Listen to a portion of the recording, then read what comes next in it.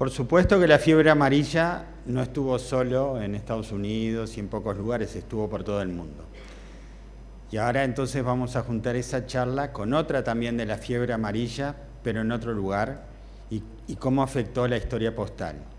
Fue en Ecuador, y para eso nos visita el doctor Juan Pablo Aguilar, académico también de la Real Academia Hispánica, quien también es docente, y también es filatelista y ha escrito infinidad de artículos filatélicos y ha dado muchísimas conferencias.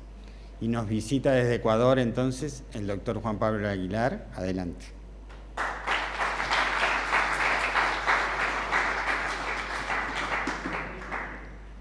Gracias, Walter. Gracias a todos por estar aquí.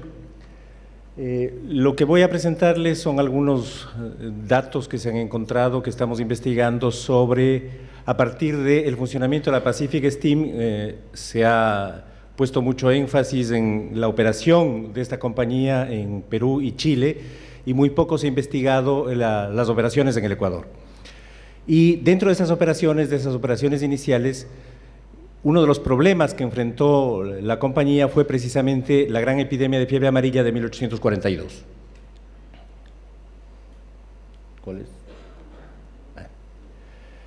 El puerto de Guayaquil era un puerto con ciertas particularidades que le hacían un puerto no muy fácil. Manuel Arango, que ha navegado por esos mares, lo sabe. Ahora el puerto ya está en Pozorja, la parte baja del mapa, pero originalmente estaba en el punto de más arriba, en la misma ciudad, a la orilla del río. Por lo tanto, era un puerto interno y había que internarse en la ría, internarse en la bahía gracias a prácticos que llevaban los buques que llegaban allí. Entonces eso demoraba mucho el viaje. Y esto hacía que Guayaquil no sea un puerto con mucho movimiento a inicios del siglo XIX. Ahí pueden ver una comparación del puerto de Guayaquil y el puerto de Valparaíso en 1840, por ejemplo. Frente a los 211 buques que entraron en Guayaquil en un mes, entre enero y mayo del 41, entraron 266 buques a Valparaíso, 266 buques en ese puerto. El movimiento de Guayaquil era muy pequeño, y sobre todo tenía barcos que llegaban desde el Callao.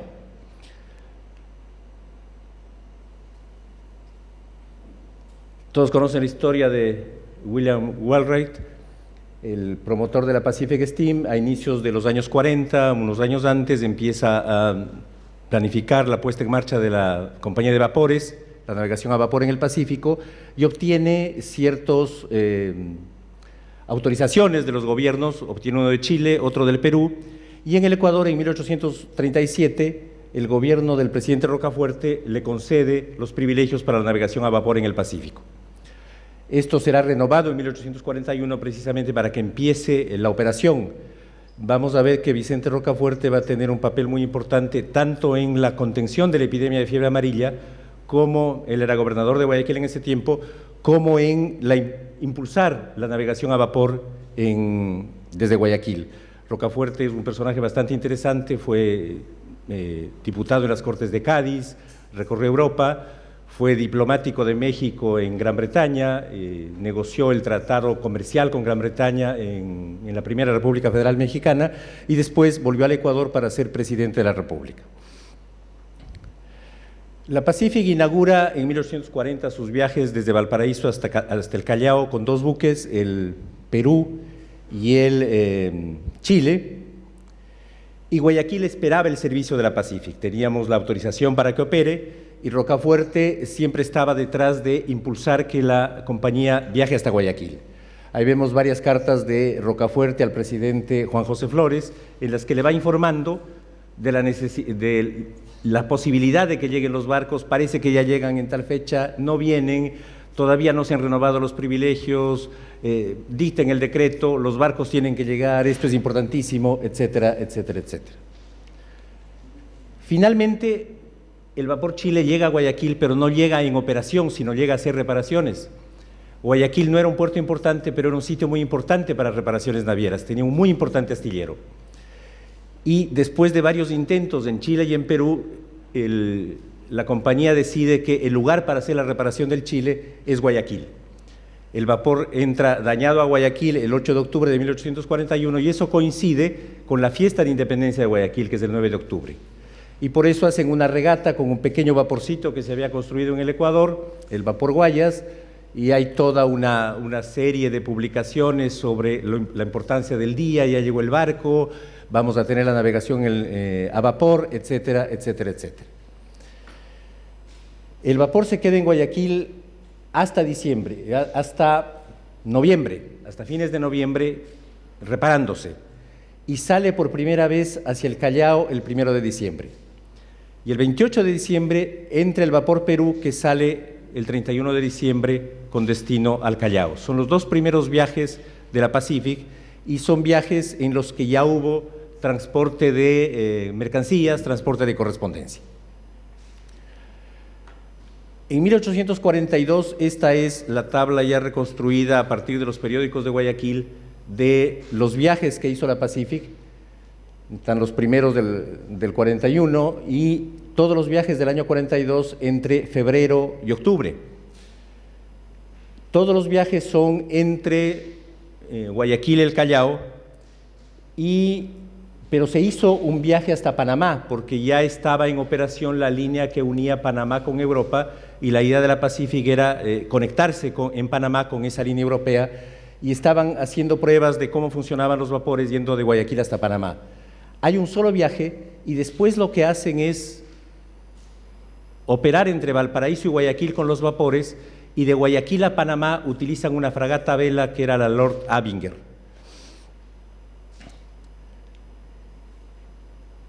Para empezar la operación, como vemos en 1842, las operaciones empiezan en febrero, y es en febrero cuando el gerente de la compañía está en Guayaquil y dicta un reglamento para la navegación, para el transporte de correo de la Pacific, y establece las tarifas que se iban a cobrar desde Guayaquil. Esta era la forma de la operación. Viajaban hasta Guayaquil y la fragata vela llevaba carga y correspondencia hasta Panamá. Esta es la primera carta que se conoce de ese periodo, está en los archivos nacionales de los Estados Unidos. Es una carta del viaje del 26 de julio de 1842, la publicó Leo Harris en su historia postal prefilatélica del Ecuador, y fue una carta transportada por el vapor Perú. Arriba está la tarifa, el valor de R$1. Está en operación la Pacific y llega la fiebre amarilla en Guayaquil. El 31 de agosto, pueden ver ustedes el detalle de los barcos que entraron en el puerto entre julio y agosto de 1842, el último es la goleta Reina Victoria, y la goleta Reina Victoria traía la fiebre amarilla. Hubo varios avisos de que había ya fiebre amarilla en Panamá, y al final lo que no logran detener al barco que llegaba con esto, no logran controlarlo, hay una visita de sanidad sin ninguna prolijidad, y la fiebre entra en Guayaquil. Y lo que pasa al principio es, a partir de lo que contaba Yamil, no se sabía de dónde venía, que si estaba en el aire, que si se contagiaba con el contacto. Y en Guayaquil primero no creen que sea fiebre, después una junta médica en septiembre dice que no es eso, sino que son las fiebres que acometen en esa época Guayaquil, y recién el 2 de noviembre de 1841 Rocafuerte le dice al presidente que no hay duda de que lo que tenemos aquí es una fiebre amarilla.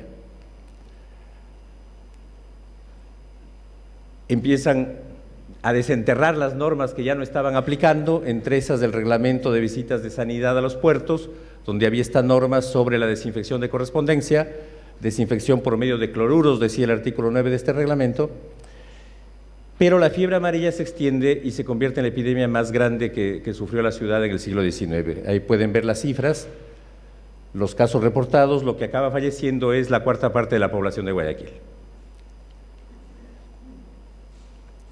En el Perú se ponen atención sobre el tema, y primero en el puerto en Piura, el gobernador de Piura establece la cuarentena para los barcos que lleguen de Guayaquil y después cierra completamente el puerto para cualquier embarcación guayaquileña. Y el presidente peruano declara la cuarentena de los buques procedentes de Guayaquil. Eso implicaba, obviamente, problemas para la navegación desde Guayaquil, pero implicaba también, con la fiebre en Guayaquil, que cualquier buque que llegaba a Guayaquil tenía que hacer cuarentena. Para la Pacific eso significaba perder el tiempo que necesitaba para hacer la conexión con Panamá.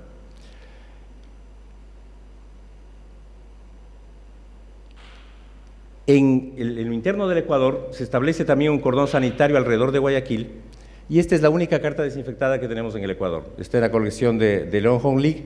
Es una carta oficial que parte de Cuenca a Puerto Viejo, aquí está el recorrido, y que sin duda es desinfectada en Jipijapa o en Puerto Viejo, porque ahí estaban ya los cordones sanitarios para que la fiebre no pase a Manabí. Están ahí las manchas de desinfección, y no sé cómo pongo el rojo aquí, pero ahí están también los cortes. Pagó 3 reales, que era la tarifa de la certificación, porque la correspondencia oficial no pagaba aporte.